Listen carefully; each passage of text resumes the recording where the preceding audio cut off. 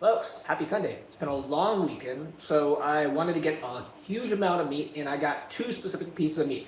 Remember I said a few weeks ago that, Bambi was meant to be eaten by humans? God put Bambi, deer, or venison on this earth for us humans to consume.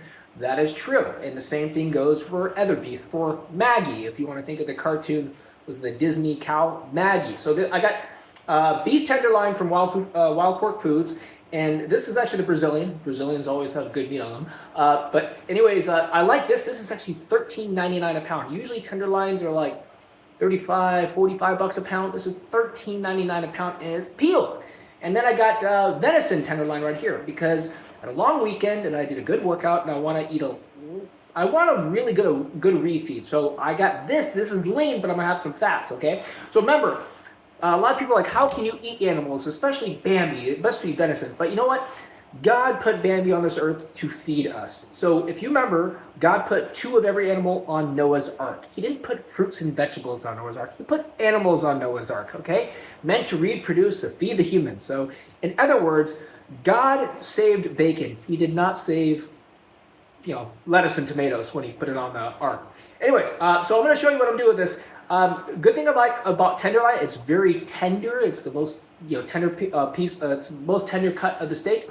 For a lot of people that are transitioning into the carnivore diet, they can't eat the most gristly steaks. Like especially if you have to cook like a chuck roast, you have to slow cook it all day, and it's almost impossible to get it really tender unless you slow cook it. Tenderloins are so easy to cook. You can eat it raw, but I'm going to show you some different methods, and then I have some fat sources with it too. So I'm going to show you what I have. Okay, folks, so I'm just going to have to piss off all the vegan liberals with my nice Trump cutting board that I got from my other friend Chris for my 40th birthday a few months ago. So we're going to be using this to cut our meat, and then so look at boneless. So beef tenderloin. This is the Brazilian beef, and this is already it's still got a little bit of marbling. It's mostly peeled, and most of the Brazilians I see whenever I see a Brazilian piece of meat, it's usually got a little more fat on the ass, but this doesn't have too much marbling. And then the venison's always venison's usually lean anyways, and the tenderloin's going to be very lean. So that's why I also use the bone marrow, because every ounce of bone marrow is about 12 grams of fat. So you could just add bone marrow to lean meals, and you could add like 2 or 3 or sometimes 4 or 5 or 6 raw bone marrow to add fat to your meal, because you have to add some fat, okay? So I pulled out 2 different types of marrow bones for a reason. Now look, this one is perfect, because you see how the marrow is all the way through, you can see it, so there's nothing covering it. This is easy to defrost, and you can the marrow just slide right out. This one, on the other hand, although it looks clean right here, watch what happens. It's crusted with so much bone and other tissue, basically, that's not going to be easy. You can't just push it through right here. So what I'm going to do is I'm actually going to defrost these, or you can defrost in the microwave, or you just let it sit at room temperature.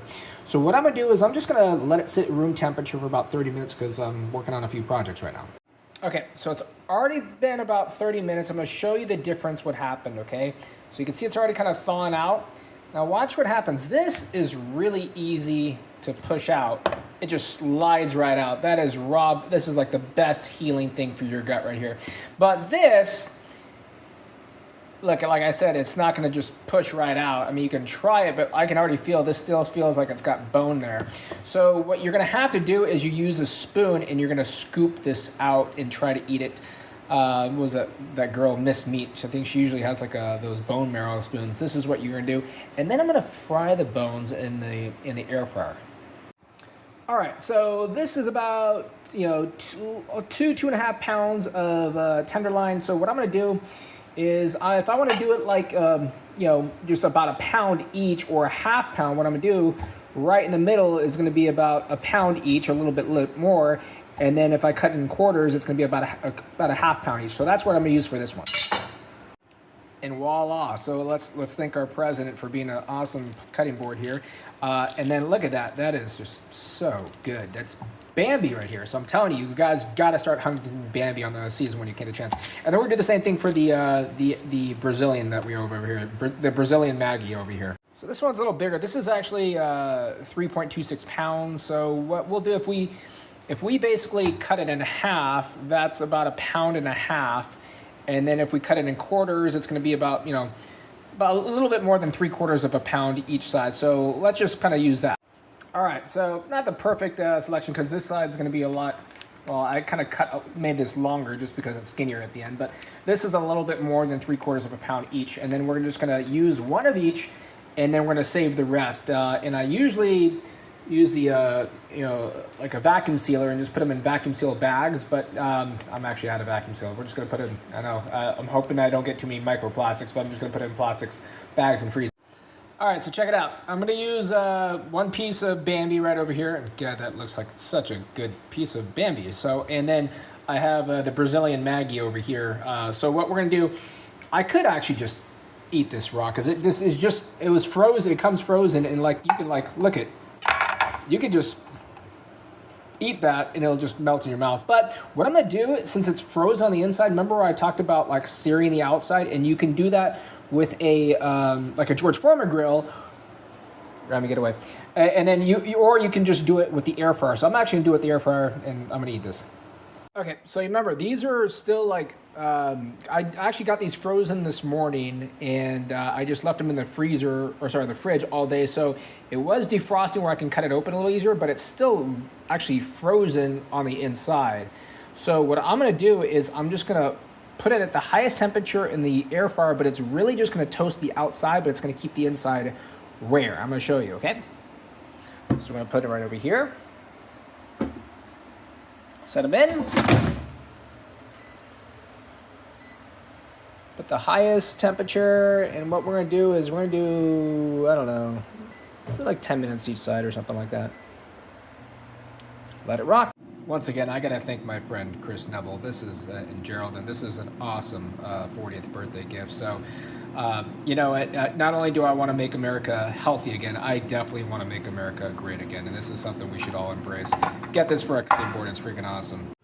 All right. So what I did is actually, while those are in the air fryer, I'm gonna show you how tender this is, especially when it's frozen. You could just eat this raw. I mean, actually, now I'm thinking about it, we shouldn't even cook it raw. And these are just really just easy. You probably want to pat it down because you don't want meat too wet when you eat it, because you want to keep you don't want to dilute your stomach acid. That's why I don't like eating, having too many fluids with my meal. But look at this. It's kind of like when you were a kid, they had like that Spam, that cheap meat that they serve in the grocery stores. You ever had that? They cut it like, you cook it and you can cut it like really thin pieces. This is perfect raw Bambi. And when I got sick with mold, my iron plummeted, and I had to get my iron back up. And actually what I did is I ate a crap load of Bambi and bison and elk. These are things you should really be throwing in your diet. Okay, guys, it does not get better than this. So look at what I got. First of all, I got the 47th and the 45th president over here. I got DJT as our cutting board, and then I have some bone marrow. I actually got another piece out because I want another piece of raw bone marrow. So I actually have like 3 pieces, about 3 ounces, or 2 pieces, but about 3 ounces of raw bone marrow. So that will probably be like, almost 40 grams of just fat, and it's really soothing on your intestinal life if you eat it raw. And then I have raw Bambi that venison tenderloin that I sliced up right over here. I'll show you why I got the salt out for always too. Then I have the Brazilian Maggie right over here, and then I got the Bambi that with the roasted on the outside. I put a little bit of sea salt to give it a little crust. So what I did is I cooked it 10 minutes each side, but it was still frozen on the inside. So this is actually what it looks like, but this is actually how I like it. This is actually very raw on the inside. This is like black and blue Pittsburgh style as they served on the restaurant, because it was already frozen when I put it in there. You can cook it longer, and then you can do a reverse sear. If you cook it longer, I would say low temperature, because if you cook it at really high temperature, you'll really screw up the piece of meat. The worst thing you could have is an overcooked steak. And what I also have right over here is the sea salt. I got this out for a reason. So if you're eating a lot of meat, sometimes at dinner I'll eat 2 or 3 or sometimes 4 pounds of meat at just one sitting. I'll slowly eat it. But if you want to stimulate your stomach acid production, I recommend sea salt over other ones, because people recommend lemon juice, apple cider vinegar, or basically betaine HCl. I like this for a reason because sea salt is a lot more natural, and if you try to put lemon juice or apple cider vinegar, just kind of like sipping it down to your stomach, it's actually going to irritate your intestinal lining if you're really inflamed. So sea salt, what I like about this is because sea salt has chloride, which is a compound of salt, and chloride is necessary to stimulate hydrochloric acid in your stomach. So just putting a little bit of sea salt on basically, like a little bit of Bambi will actually, because, the Bambi right here is just raw and it's a little wet, and it's, if you want to like you don't want to dilute your stomach acid by eating too many fluids with meat. So this will actually help stimulate your stomach acid production. If you're getting full while you're eating meat, I'm telling you, just take a pinch of sea salt and just add it on as you're eating, and you will thank me later. So this is what I really recommend for a healing on a Sunday night, and I'm gonna show you what else I have. So this is how I like my bone broth. I like to, first of all, defrost it at room temperature, get the marrow out, eat the marrow raw, and then roast the bones, and you're gonna be using that for fresh bone broth, especially for your histamine folks. So I actually already been boiling the water in the crock pot right here to make sure it's nice and high. If you put it on high, you probably need to do the bones in there. You could do it all day, but just remember, if you're a histamine freak, it could exacerbate your histamines if you do a long time bone broth, which they usually put it at low, and they usually do it for like 1 to 2 or 3 days at a time. So we're gonna do it short. So we're gonna do it 3 to 4 hours on high. So I take each one out one by one. They're nice and hot.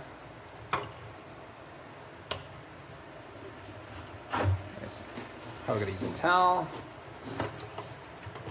Now you want to try to cover them with water just like that. What I do is I heat the water up in a glass kettle. Voila! You could add salt if you want. I don't add the vinegar. I know a lot of people like to add the apple cider vinegar to draw out, some of the glycine from the bones for the healing. But I've done this in Europe where you actually just don't use anything. You just boil the bones, and we're gonna sit this for about 3 to 4 hours. So this has been going, and I have this on high. I showed you what happened when I cooked this in earlier. And this is actually gonna be my my evening tea, basically. It's just gonna be bone broth. Because sometimes at night you really want to make sure that something's soothing your stomach before you go to bed, so you can sip on a little bit of bone broth. Evening and morning, I like it this way because if I cook it for only a couple hours, it doesn't really cause my histamine issues. But if you cook it for all day or like 2 or 3 days, yeah, you could probably draw a little bit more glycine out of the bones, but it's going to really aggravate your stomach, your histamine issue. So guys, this is a big healing thing you can do for a Sunday evening. Is just a lot of quality meat. I love the venison because it's so tender, and it's only $30 a pound, which is killer because, as I told you, usually venison and elk is a lot more expensive, and beef tenderloins are usually like $35 to $40 a pound. And this is a lot easier for people that are transitioning into the carnivore diet, because a lot of people that transition into the carnivore diet, they complain when they overcook a steak, it's too gristly. This is something where you can keep the meat nice and tender, and I think the raw Bambi is probably the best. And ever since I saw Bambi when I was a little kid, I wasn't thinking of a cute, really, deer. I was thinking of like a perfect piece of meat that everybody eats. So God put Bambi on this earth for you and I to eat. And folks, if you're going to be in Tampa, I'll look forward to seeing you at Help Your Health. I'll be there on Thursday to check in because I'm a sponsor, and then I'll be there Friday and Saturday, coming back Sunday. So eat meat, train hard, and let's make America great and healthy again.